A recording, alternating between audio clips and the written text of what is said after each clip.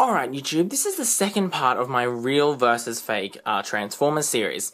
Now, originally I was just going to talk about the knockoff Optimus Prime toys, but in response to a couple of comments, people wanted to see what the box art looked like, and also were really perplexed by the quality and the finish of the knockoff products.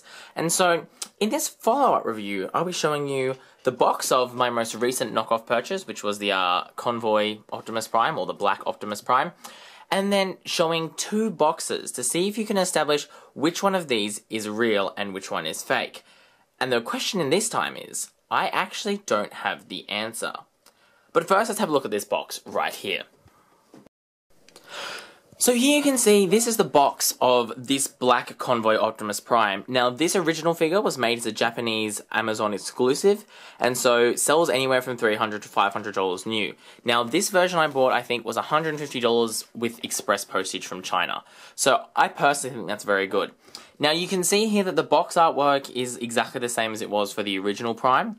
I don't actually know if it changed on the black version that was legit. I haven't seen any box images of it. So straight away, if it had, that's probably kind of a sign you've got a knockoff.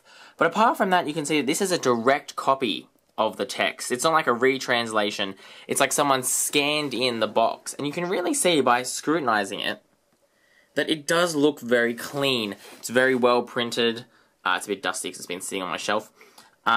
It's very crisp, well folded. There aren't any visible, dodginess. Unlike the Striker Prime, which as you see is up there, which had cuts along the front of the box. This one came intact as it was. There were no rips or anything like that on there.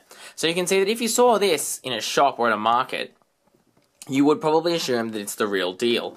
The one sticker that gets me is this one. I don't know whether that is a sign of its illegitimacy or if it's a copy of the legit sticker on there. Because if you look around, you'll notice that it's missing a Takara Tomy label, which it would normally have. Because it's got it on the bottom, it's got all this legal blah blah, but I've seen other versions that have a little sticker in the corner here that tell you it's Takara Tomy's limited edition, so I don't know about that. But what you can see is that these knockoffs are done really, really well. And what makes it even more interesting is when we look at this figure here, I actually have a original, legit Hasbro purchased in Australia version of the toy. So I'll get it out and show you guys. Alright, so this here is the original standard Hasbro version that was sold in Australia at retail. And a couple of things stand out to me straight away. The knockoffs have really clever neck designs. You can see here the neck's quite loose and it's got a double pivot. It's got a pivot here, if I can just focus it in. There we go. There's a pivot here on this grey piece, but there's also a pivot here at this black piece on the neck. And this allows you to get some really good head motion to pull off these kind of poses really easily. Now, the interesting thing about this is although this Optimus Prime was used, his red pivot, the central pivot, is quite stiff. And the neck pivot is actually... Oh, you heard it there click. It's actually got like a clicking mechanism. So you can either do this or you click it forward into position. Now, I don't know whether that's this one having a fault or it's just that it hasn't been used or something. I don't know. But I find it really bizarre that an older toy, so this is from 2009, so this is a toy that, unlike this one, which was probably produced this year, it was produced almost 5 years ago now, but still has a really stiff neck joint. And to be honest, I don't actually like that, because not only do you feel like you're breaking it each time you want to pose the head, that neck joint is one of the reasons I really like this Prime, because you can get some really, really powerful looks and the design, poses. That's definitely the word I was looking for. You get some really interestingly designed poses by moving that head around, which is something that I think a lot of newer Transformers don't have, is good head articulation, which can make a surprising amount of difference if you want to have a dynamic action battle pose for your figure. The other thing about this one is that this is really, really loose. Now, this could easily be wear on the toy, so I can't say that that's just something from the original. But it's interesting to note that this one has the least amount of detailing of all of them. The only silver paint it has are on these parts here. The rest is all Hasbro grey, as people call it. The swords are monochrome, this single gold colour. They're not, as you can see here, those ones have got the silver and the clear if you look back on previous videos. And even this ones here are a clear blue, even though they're unpainted. So this is really like a very basic model. And if you put it up against the other three that I have, I think people would often pick this one as the knockoff. But again, if you want an in-depth review of this figure, I'll put the link in the description to Ben's Collectibles, who did a really good review of this figure, and that's the reason I purchased this, because I saw his review and it just explained to me how good these knockoffs actually are. So now on to the second part of this video, which I'm going to need your guys' help for. Alrighty everyone, now this is the part where I need your help, because I'm not sure if this Transformer here is actually a fake knockoff. Now the reason I think that is because I paid about $6 Australian for this, but then I've noticed that the seller I bought it from, who's from Hong Kong, sells the items really cheap but then has really expensive postage, which I think helps them escape some of the eBay seller fees.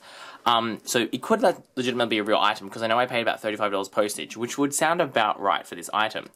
Conversely, I paid $45 for this one and got it from free shipping from a eBay store in Australia, which I've bought from multiple times before, and they do sell legitimate items. Now, what made me think this was kind of a knockoff was a combination of things. The first of all was a low price, but in hindsight, maybe that wasn't it.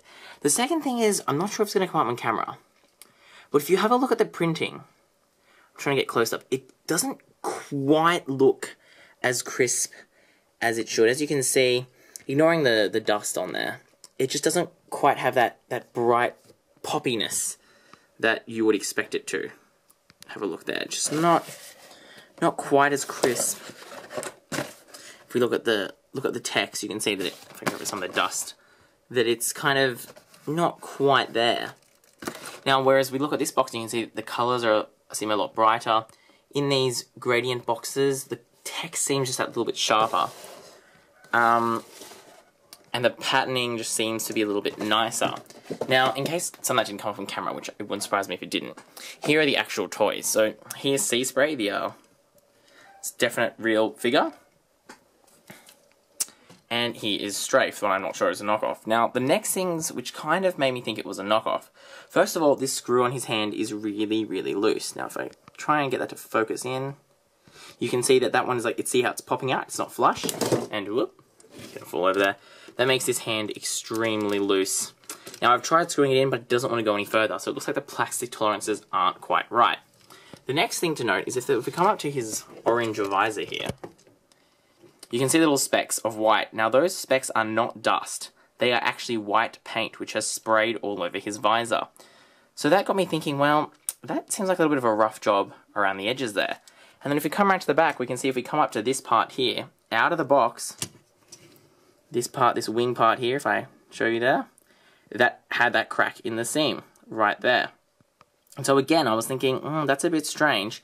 And then to top it all off, now this is going to be hard to show on camera, but if we look at the red on the foot, actually it shows up quite well on camera, you can see that the red on the foot at the front is a different color to the red on the back. It's a little bit lighter.